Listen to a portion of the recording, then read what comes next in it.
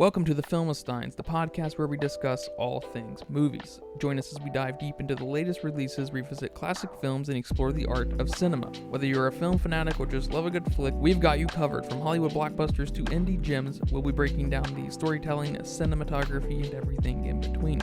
So grab some popcorn, sit back, and get ready for some cinematic magic. If you like what you hear, please consider subscribing to our Patreon at patreon.com/filmistines. We offer tiers at the $1, $5, and $20 level, where the $20 tier grants the ability to request films for future episodes. This is the Filmistines, where movies are more than just entertainment, they're an experience.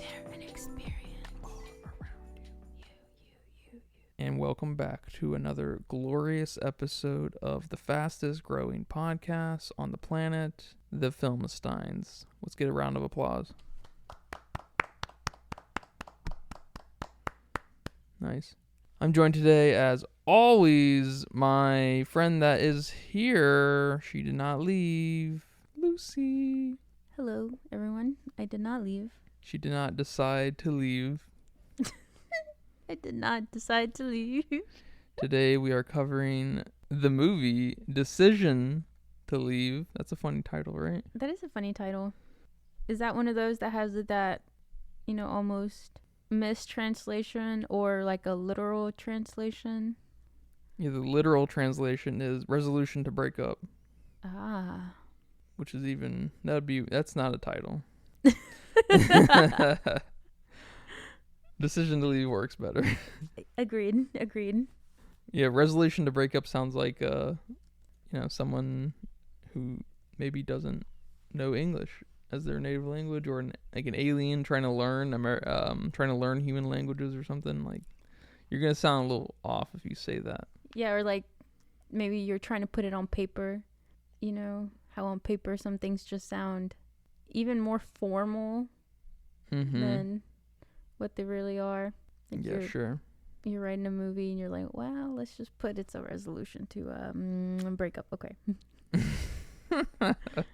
So, The Decision to Leave, interesting movie, directed by our favorite Park Chan-wook.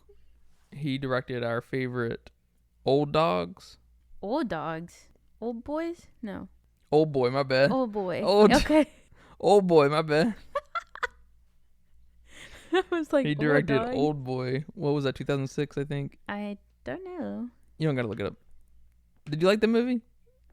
Old Boy, yes. Yeah, that movie is awesome. I liked that movie a lot. That's one of my favorite movies, actually. That's up there with Funny Games for me. Yeah. That makes sense. Yeah, I was recommended Old Boy? I can't even remember if it's plural or single right now, but that was recommended to me when I told someone I hated The Matrix. And they were like, well, if you hate The Matrix, you'll love this. And they're right. I guess if you hate The Matrix, check out Park Chan-wook's Old Boys. Yeah, it's just Old Boy, and it's 2003. Okay, 2003. And I know there's a Spike Lee remake, which maybe is 2009 or 10 or something, and with Josh Brolin, and it's trash. Yeah, it's not as good. Yeah, it's kind of like if your dad died or something and a clown gets invited to your birthday party and he wears your dad's skin and something's off. That's kind of what it's like. That's what Spike Lee's Old Boys is like. It's like, this is not okay. I see what you're doing here. It's maybe a little charming on some level, but this is fucking weird. But don't do it. Don't do it again, Spike Lee. Spike Lee's got some great ass movies. That must have not been his doing. I'd be surprised if that was his doing. Yeah, maybe he was, having a rough year that year. I don't know. Maybe he was inspired and was like, we can do this. It's kind of like, sort of like maybe David Lynch getting in bed with Dune, although that's fucked up in its own right, because the movie's supposed to be 4 hours long, and they were like, well, we don't put 4-hour movies in the theater, so we gotta chop this in half. And David Lynch was like, well, I disown this now, so have at it, because you're fucking everything up. So, but Decision to Leave, probably the favorite Korean film of 2022. We missed it. We just didn't get around to it. It's a neo-noir romantic mystery film. That's what it says on Neo-noir. Wikipedia. Isn't that funny? What does that even mean? Modern noir, basically. Because a traditional noir would look kind of gritty and maybe have some dystopian kind of nature to it, or black and white. There's kind of a style that comes with normal noir. What does neo mean? New. Oh, okay. So a new type of dark film? New type of, well, neo's usually, and noir implies some kind of detective work. Oh, I thought that just meant kind of some darkness. I think it literally means black Yeah, in it French, means black. but I have every suspicion that it comes from black and white detective French films. That's what I would imagine where the origin of that is from. I'm not going to look it up right now. Don't worry about it. Mm. So I would imagine kind of like Gallo, I think it means yellow in Italian, Yeah.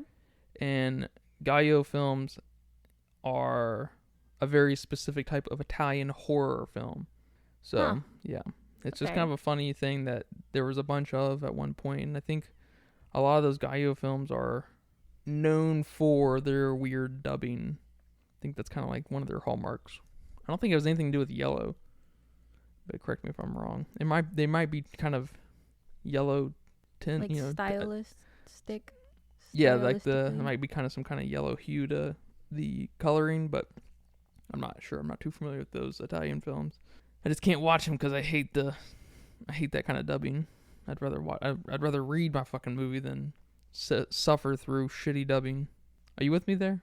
Yeah. Yeah. Yeah, I'm with you there. Pretty much. Yeah, pretty much. Yeah. I think anime gets a pass just because I don't think the dubbing's usually all that bad in anime. I think it's just pretty fine. Yeah, except I don't remember where we tried to watch Naruto, and the dubbing was just awful. You remember? And then we had to find a new place to watch it because it was just terrible. Yeah. I don't know. I know Netflix has weird subtitles at the very beginning of the first parts of Naruto. Yeah, I think They're kind of fucked up. Yeah. It's like That's right. The subtitles weren't matching the dub. And if you read the subtitles, they talk like it's probably a little more of a literal translation and not localized. Mm-hmm. They talk like they've never fucking talked in their lives. Like it's kind of like resolution to break up. Like that's just not how people talk anywhere who speak English, you know? It's kind of a funny thing. Yeah. This movie is a big deal. Not, just because it comes from Park Chan-wook, it's kind of a big deal just because of him. He's kind of a legendary director. I don't know if you know that. He's kind of the Bong Joon-ho cut echelon of Korean directors. Okay. He's maybe in general more famous, more revered, with the exception of Parasite. Parasite is a big favorite, but this dude's got like 6 or 7 films that are just booms. They are as good as it gets. So, and this is just another one you can put in there, and I think I saw somewhere that this is going to be a saga. I don't know if this is the first, second, or third. A saga, not connected to one another, just a saga of themes with detective romances. Okay. Which is, I love that. I love it when a director has like a vision that they need to express in from different angles, but but unconnected. Kind of like Old Boy is part of the Vengeful saga. Haven't seen the other two. Can't wait to see them. I don't know if I ever will before I die, but there are 2 others that are kind of relevant to Old Boy. Okay, that's interesting. So this movie is hugely decorated, winning Best Direction and Best Cinematography and shit from all kinds of awards, except the Academy Awards, I think. No Oscars.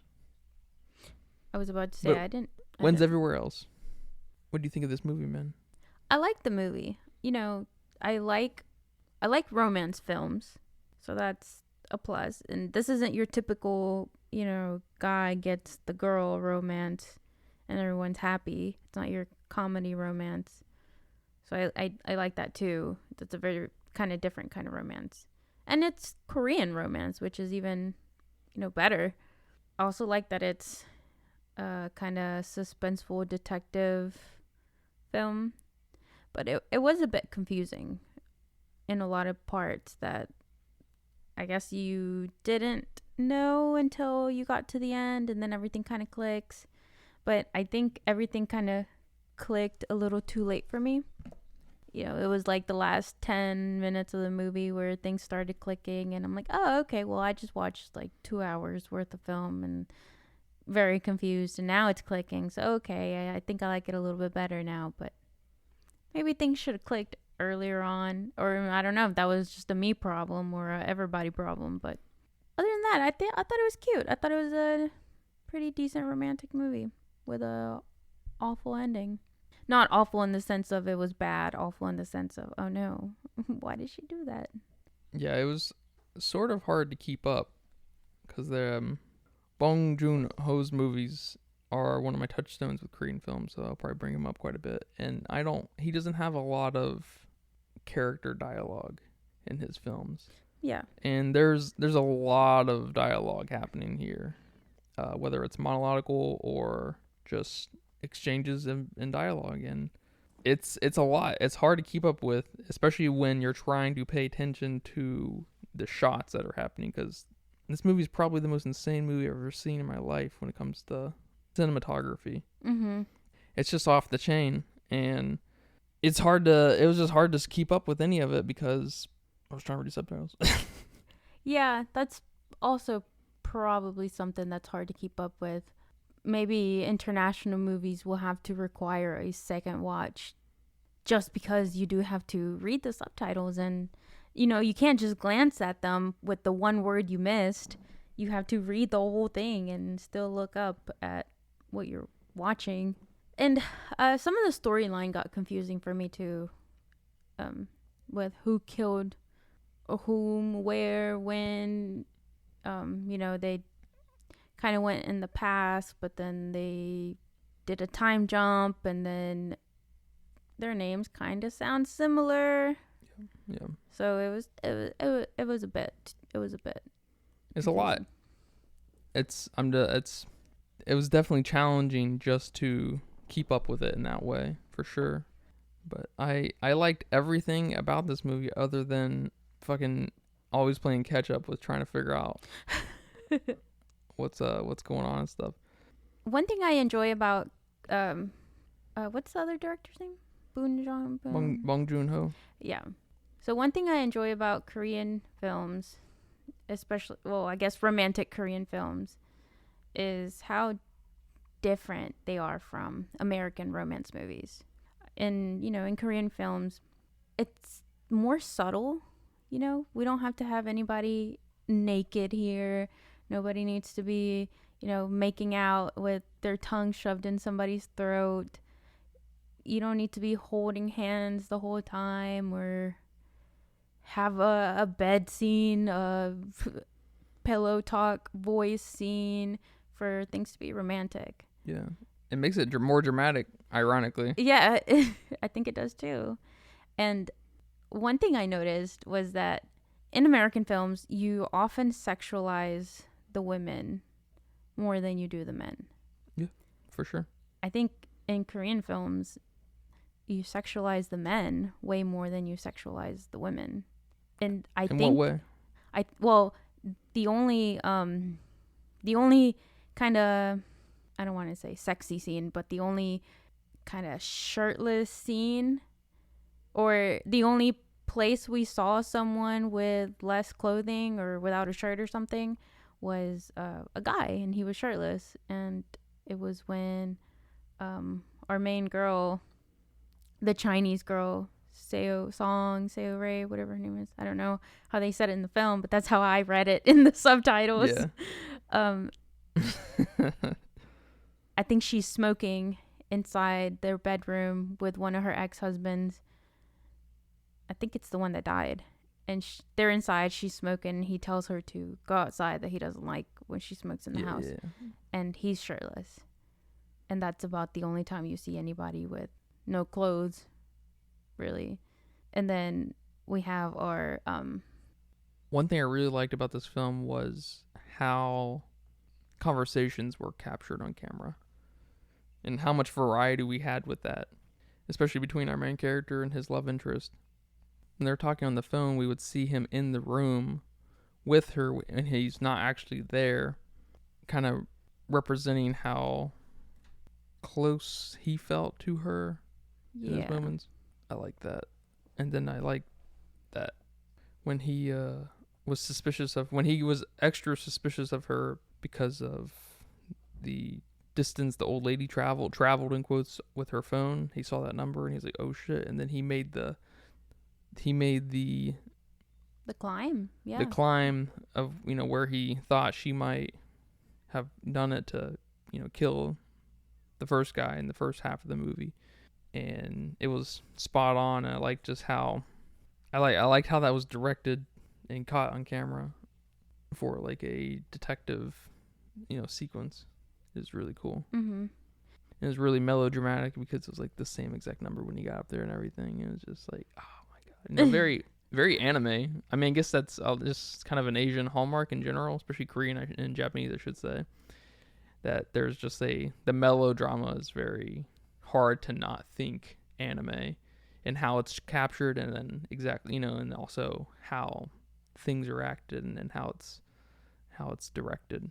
It's hard not to think anime because it's just so extra. It is so extra. And it's just a shame. Me saying that, it's a shame that so many live action anime movies suck, because the live action anime movies already exist in different forms. We just need to put, whoever in that role, we just need the better actors and better directors, I guess. They need to watch some Asian films. Yeah. I guess, I mean, it's worth noting that a lot of the live action anime movies are American produced. Yeah, exactly. So there's just a disconnect there. I mean, there's even some scenes in this film where she's got a wig and she like randomly puts it on, randomly takes it off. Like what a freaking anime thing to do, switching your hair like that, you know? That's dramatic. That's extra, which I like that. I like that she did that. And, another scene where it was a hella dramatic was when he put on that chainmail glove. That was awesome. To fight that guy. Who does that? I know. Is that a thing Korean cops do? Like, is that just something they have in their pocket, ready to whip out? That was awesome. That was awesome, and I didn't think much of it. I'm like, oh, he's just putting on a glove. Okay, maybe he's protecting his hitting hand, and you're like, that's a chainmail glove. I'm like, what? That's crazy. He's about to grab that knife out of that guy's hand. It's fucking awesome. And, he's fighting this dude with his chainmail glove, and his love interest is just, like, watching him win this fight. She's watching him from the car. It's, like, just, it's so dramatic. And wonderfully shot. I guess, I wonder if that's just a hallmark of Park Chan-wook's films, is the cinematography. Because before this, I think I've only seen one. Or I think both of us have only seen one, Old Dogs. Oh boy. Oh boy. Old Dogs is a fucking, I think, a Tim Allen movie. I don't know why I keep pulling it out. I'm pretty sure it is. It's like one of his last movies, actually. Oh my gosh, that's hilarious. I'm pretty sure. That's so funny. And that movie's beautifully shot too. Oh boys. Oh boy. One of my favorite, I guess it's a whole kind of part, because it's not a scene to scene, but when he buys his love interest sushi, and that was the day after his wife had told him that she wanted sushi, and he's like, no, I made this home cooked meal for you, sushi. Like, I don't remember what he said, something along the lines of like who likes sushi, or like, just something offhand that's like, I'm not getting you that. Yeah. And then he had just earlier that day told his friend, or I guess his partner, not his friend, but his, partner, you go grab lunch, but don't get anything expensive. And then here he is buying this girl expensive ass sushi. And I don't know, I just thought that was, so it was so clever to put that in, and like how infatuated he is with her already. I mean, it was towards the beginning of the film. Yeah. And, that was a big clue to us that he likes her. Because, we don't have this American style flirting like we would to to immediately be able to see that he likes her. You're kind of suspicious maybe, or you're thinking it, and then he does something like this. You're like, this motherfucker, he likes her. Yeah, and there's no doubt Korean filmmakers are obsessed with capturing the facial expression of people. And so you have to hone in on what's happening on camera to an nth plus 1 degree, and it's always kind of an interpretation too, because that's what's one of the great melodrama kind of things that happen in Korean films, and we just don't. I don't feel like we see that at all in American films, not like that. And I've always noticed that in Korean, like Asian made video games too, especially when they tap into some kind of realism, like a dragon video games, and they're super anime and melodramatic, but they also they have this weird element of just crazy performance, like just how the voice acting and how the motion capture is just, it's so freaking cool because it captures just the smallest twitches and glares, and just it's so good. Yeah. And I feel like, I don't know if it's just the way films are shot from over there and over here and stuff, but it just does not feel the same, or how they're colored, maybe how the color grade the color grading, it's so refreshing and fun. But again, I feel like I definitely need to rewatch this film because it was a lot.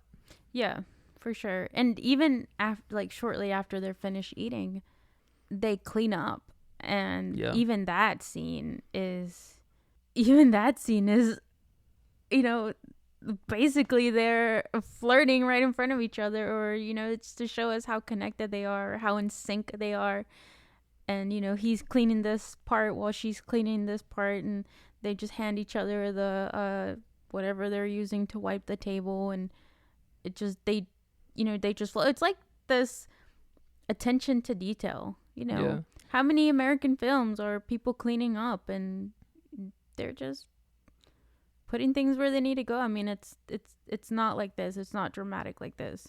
Yeah, that might also have something to say about like Asian cleanliness too, because I know, I guess I don't know about Korea specifically, but Japan's like super notoriously clean as a city or as a country, and as just a culture of people. They pride themselves on their hygiene and taking care of the shit that's theirs. Yeah. And that is nothing like it is in America. It is the exact opposite. We are fucking litter. I should say litter as much as you fucking can. You ever seen the streets out here? It's crazy. Yeah, and then after they clean up, they go and brush their teeth. Yeah. After their meal, he gives her a toothbrush. He's like, "Here you go. The bathroom's over there." And where I used to work in my previous job, there were quite a few people from Venezuela, and that's something they did. They brushed their teeth after they ate. After lunch break, you'd see the bathroom filled with people that are brushing their teeth, and they're all like handing each other the toothpaste. Like someone's assigned to bring the toothpaste, and they each have their own toothbrush. And it's weird, We don't do that here unless people do, and I'm just not doing that, That's funny. I mean, I know some people do. I know it's the science of brushing your teeth is so fucking it's just like any other health science. It's just all over the place. But they say to not brush your teeth like 30 minutes to an hour after you eat something or drink something that's acidic, because it like weakens your enamel, and then brushing that can kind of damage that. Yeah. So I don't know what that. Who knows? Yeah. So I'd want to wait anyways, I guess. But hey, I can only, even if it does damage that your mouth, I can't help but to appreciate that, because wanting to take care of yourself like that, it's important. Yeah, I mean, who knows? Science behind that, like you said, is just all over the place. Because it would make sense that you would want to remove any kind of leftover food from your mouth. Maybe people should just be like swishing around some mouthwash or something and just spit that out. I don't know. But it's just something that stood out to me. Yeah, he also, like right before he would eat, or like he was about to do something, he would wipe down the area. I thought that was really neat. Yeah. Like, I wish I had enough wipes to fucking wipe down all the areas. I do put a napkin down and stuff, and so I get there somehow. But I empathize, man. I'm there. I'm just not surrounded by the culture that can support my needs. That's true. I mean, even when you eat foods that have a little too much sauce, you're gonna go to the sink and eat over the sink to clean. Yeah. It's funny. Yeah, one of my other favorite scenes is where or when he's singing. No, he's not singing it. He's listening to that song, The Mist, by, I don't know her name. And he's washing dishes at his house, and his wife goes up to him and she's like, "What are you listening to?" And she puts it in her ear and she starts singing to it. And he's just like, "Where did you learn that? How long have you known this song?" It was so funny. And she's like, everyone in this area knows that song because that's where this person's from. Idiot. And it's just, it just shows you how, infatuated he is with the other girl. Yeah. He's mad. He gets mad at his own wife because she's this into is our something. song. Yeah. When in fact it's everybody's song.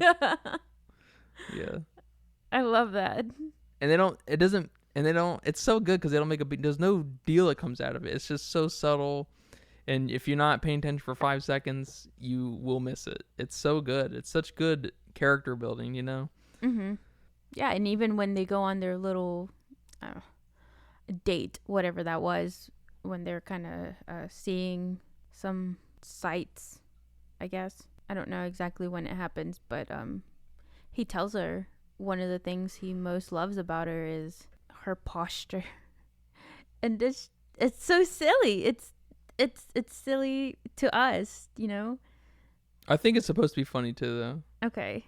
Yeah, I definitely think it's supposed to be funny. To kind of show us like his character. Well, I think Park Chan-wook thinks it's funny. I think he's just making fun. Okay, but yeah, I mean, it is funny. It's awesome. I love it, and because it's almost not, but it's almost Lynchy in how just my posture, how okay she is with it. Like it's just like it's just fucking weird. It's so good. I like that. She just takes it. She appreciates it. So did you read any reviews on this film? What people think about it? No, I saw that people are mostly over the moon about it because it's just the new Park Chan-wook film. So he seems to just have a kind of a Park Chan-wook bump, where people are just ready to stroke his ego, which is fine to some degree, I guess. But I had a hard time finding anything that people didn't like, other than I did find some people, a little group of people saying that that the movie is over stylized and it prevented them from understanding a rather simple story.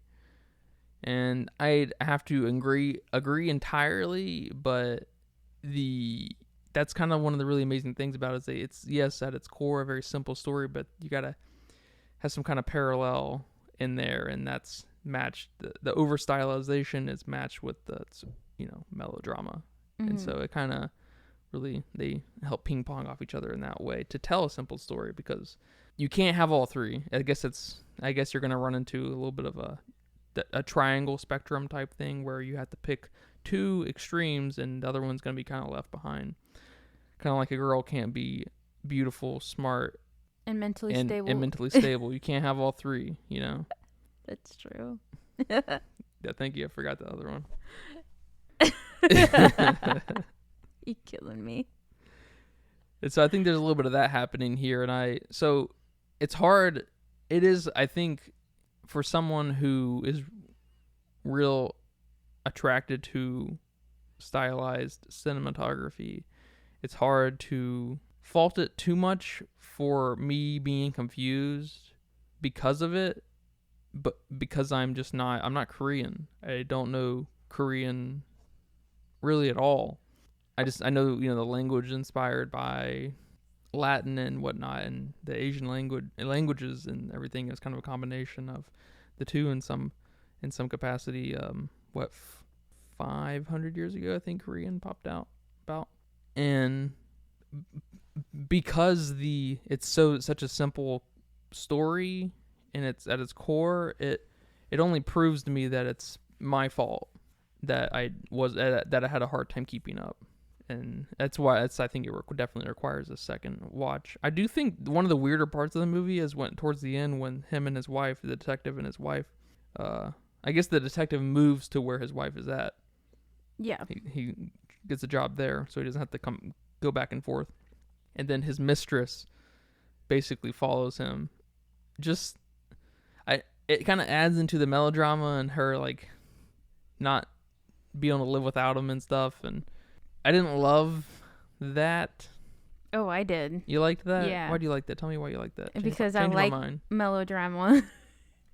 Because I like how dramatic it is. I do. I mean, she went in and, poisoned basically this old lady so she would die.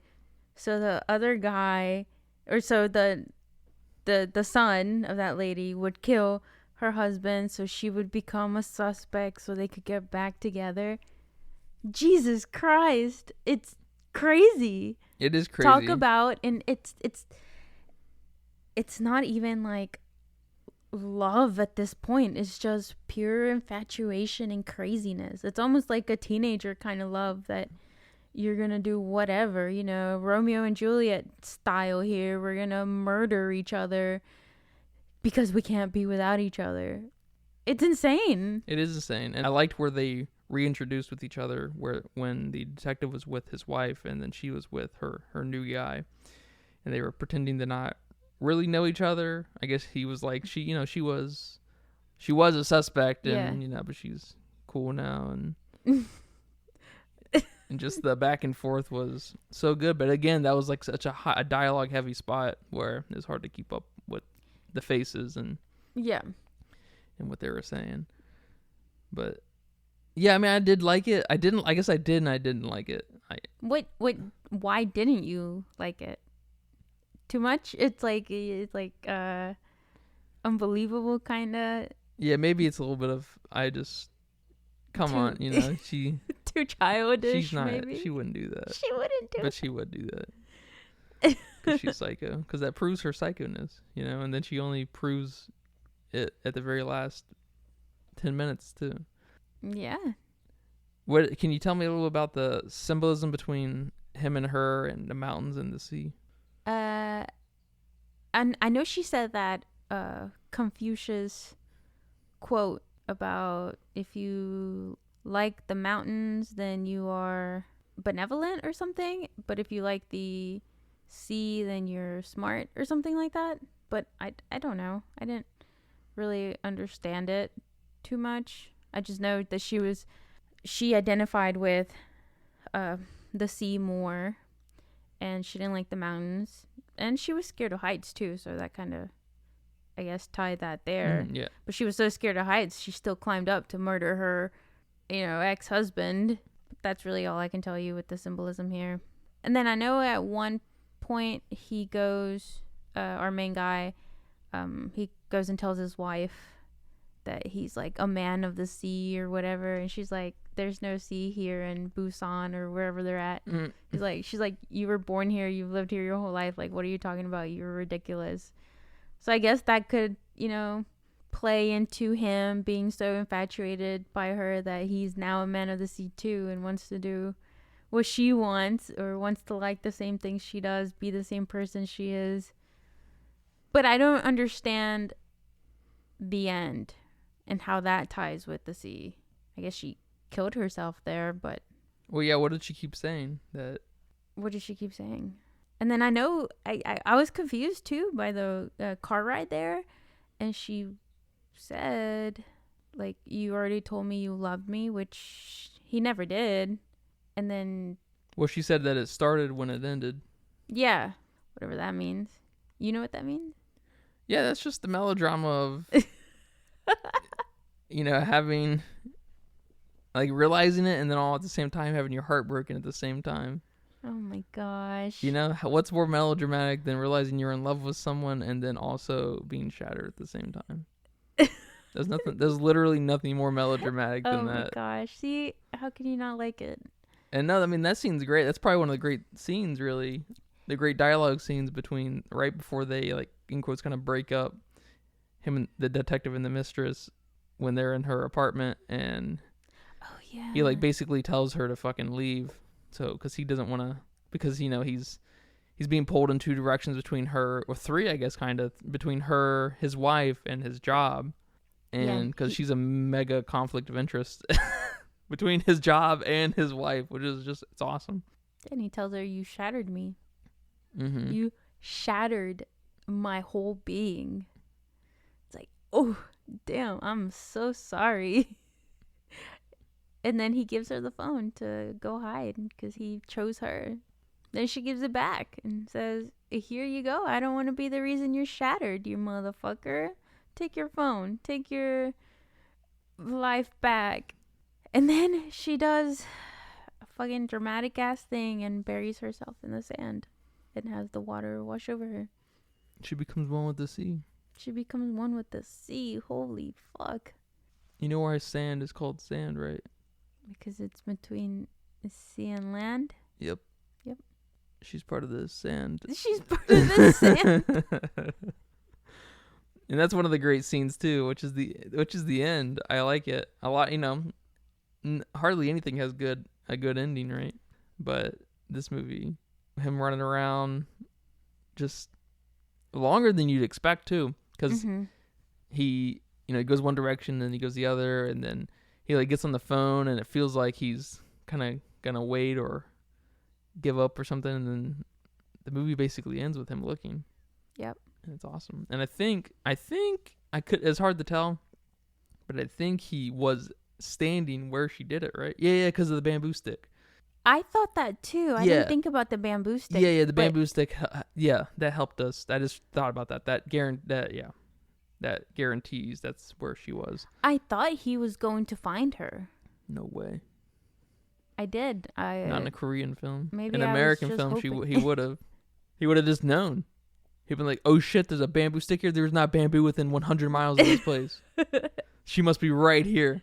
Well, then he tripped. At one point, he tripped where I thought it was just the spot where she was at, because the sand is still bubbling there, filling up.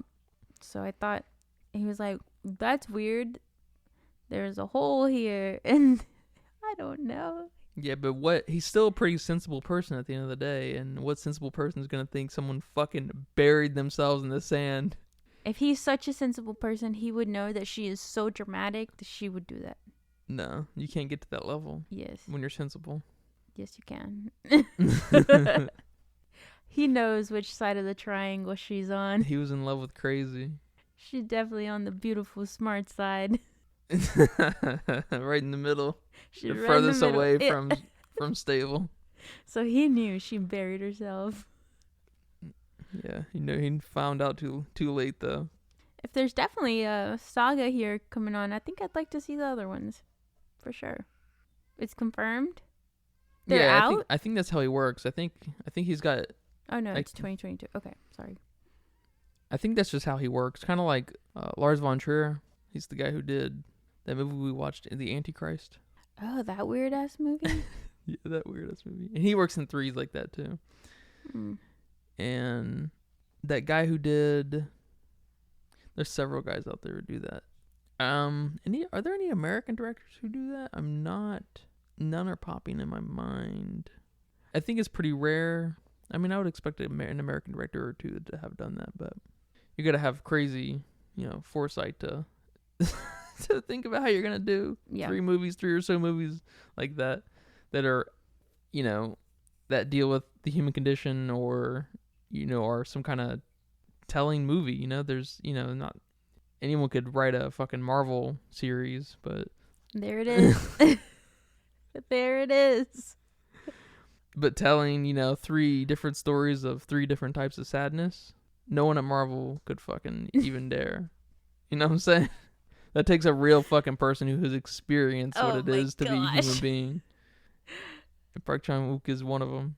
Yeah, I'm not sure if one of them or one or the other two are out yet, but yeah, we definitely will. I want to watch all this guy's stuff because he's one of I mean, the working directors, he's probably among the top 10 most important directors working right now. If he's your favorite director, Park Chan-wook, you know, you're a classy individual. Oh, he might become my favorite director now. After those 2 movies? Or the fact that you're classy? Yeah, the fact that I'm classy. And these 2 movies. I mean, this is not, my top favorite movie whatsoever. But it might be my top favorite romance. It might be up there. What about Nacho Libre? Sort of a romance. Or Norbit? I have to think about that one. Norbit. No. I bet you Norbit has never been brought up in a Park Chan-wook podcast or anything. Hell no. Only here, man. Only here. Like when we brought up white chicks when we did the Exorcism of Emily Rose. Why'd you bring that up? Oh my god. It's the same girl. It's the same actress. The main Emily and one of the girls. Oh, that's right. That's right. Emily. Yeah. That's hilarious. Wait, is Snowpiercer a movie or a... There's a movie and a show. Oh, okay. Okay. I think Bong Joon-ho was a disciple of this guy. I think they are friends. Oh. I'm pretty sure. I'm pretty sure he was... I'm pretty sure they co-directed something even. Yeah, but Snowpiercer, the movie's of Bong Joon-ho, and I this guy might be a producer on some of his works. Yeah, it says in Wiki that he was a producer in Snowpiercer. Yeah. I know there's a connection, and I think it goes even deeper than that. I'm not sure where, but it's not a coincidence that they're both great directors, and Bong Joon-ho is probably just, coincidentally allowed to do whatever he wants. He knows this guy, and so this is it. Okay, that's cool. Yeah, I think this guy's most famous work beside Old Boy is probably Lady Vengeance. I think that's, and probably this now. Those are his most famous films, I think. Over here. I'm sure maybe over there too. Maybe. I don't know. Okay. I don't know what's a favorite over there. Because you know how like in Final Fantasy used to be a favorite in Japan, and it's definitely not anymore. It's a favorite here in the States. Huh. Yeah.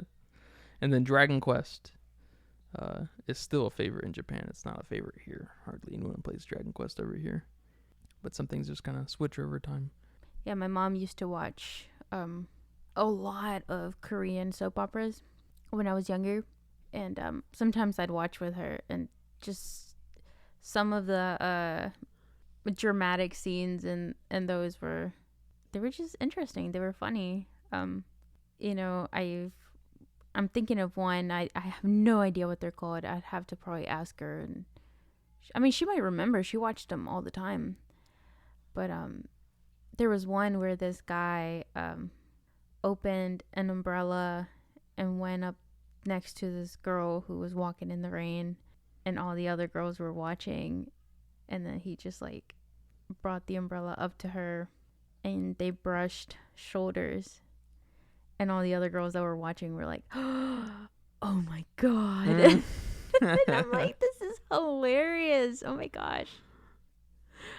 I might want to watch some Korean films now. I don't know. I got a little inspired here. Yeah, I don't know of any other country who handles romance in a more interesting way.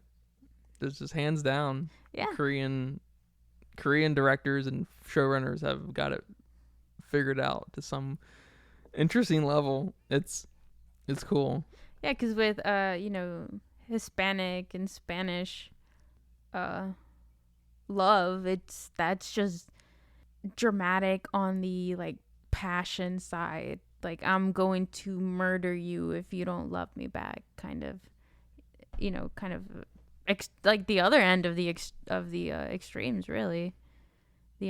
Almost the other end of Korean love. I'm gonna sleep with your brother so I can get some payback. I don't know, and then you have his kid, and it all gets all kind of dramatic there. And in Korea, you go to where they work just to order coffee to meet their eyes one more time. Or you walk, they walk that way from work or something, so you go that way. You make a detour when you leave to make sure you go that way just to see if you have a chance of running into them. Just for the chance. Gosh. I love it. And in a Mexican soap opera, they'd go to their work and fucking tell them how it is. Yeah, get on the intercom and start cussing them out, but then you tell them you love them at the same time. Yeah, it's good. They're both good, really.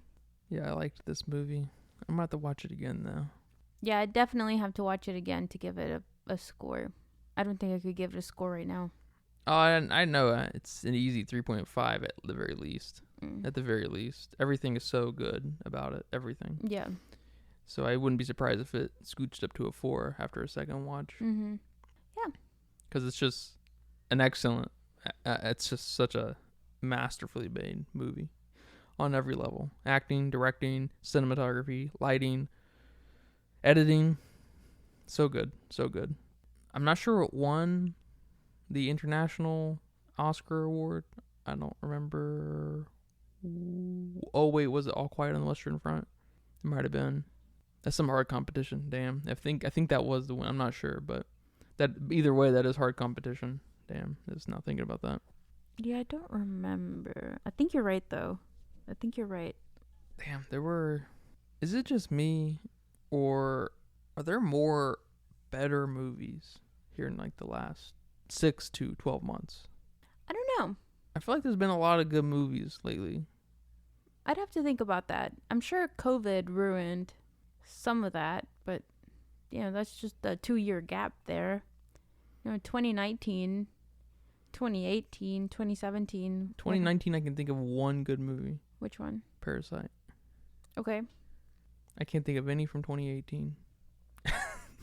Yeah, and Hereditary. Oh, yeah. It was 2018. Excuse me. Yeah. Take that back. Yeah, take that back. Yeah, no, I definitely have to look at a list of movies that have come out every year. That'd be interesting. That'd be interesting to do. And see which year had the most I know that people like movies. to bring up those years where a lot of movies come out. People think of 1999 as one of those years. I think of 2012 for some reason. Yeah, you said reason. that before. Yeah, I don't know about 1999.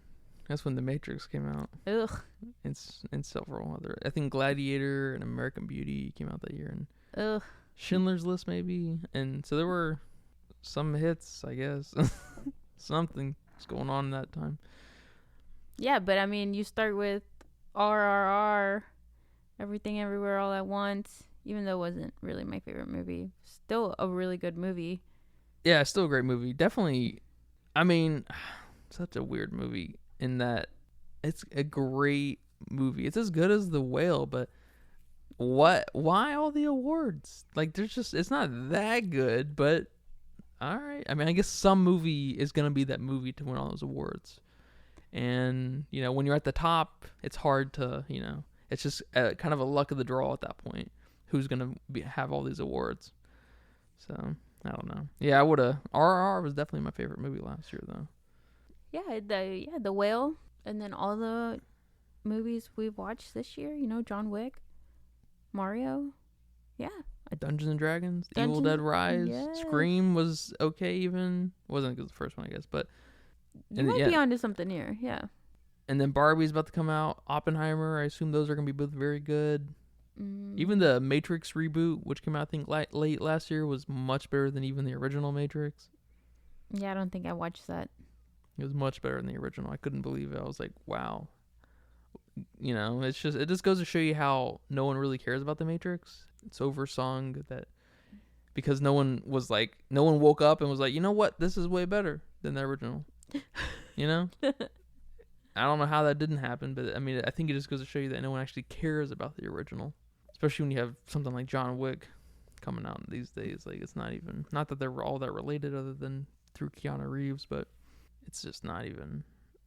It's Matrix sucks, Matrix does suck. Well, thank you for watching this film with me. No problem. Thank you for watching it with me and letting me pause it so you can explain some things to me. You're welcome. All right, everyone. Take care. Have a great week. day, life, lives. lives. If you're into reincarnation. That's true. Have multiple great lives.